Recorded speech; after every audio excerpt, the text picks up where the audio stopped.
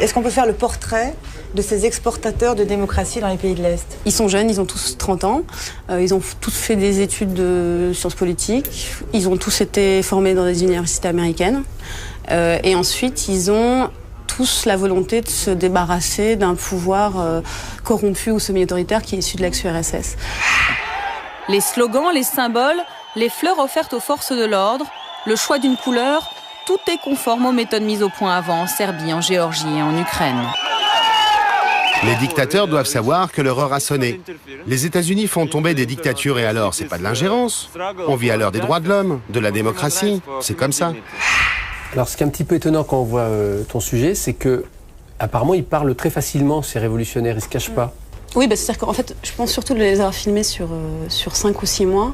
Fait que du coup, au début, ils étaient un petit peu méfiants. Et puis finalement, c'était eux qui nous appelaient pour filmer des choses qu'on pensait à la base pas possible. C'est-à-dire même des préparations éventuelles d'autres révolutions dans d'autres pays.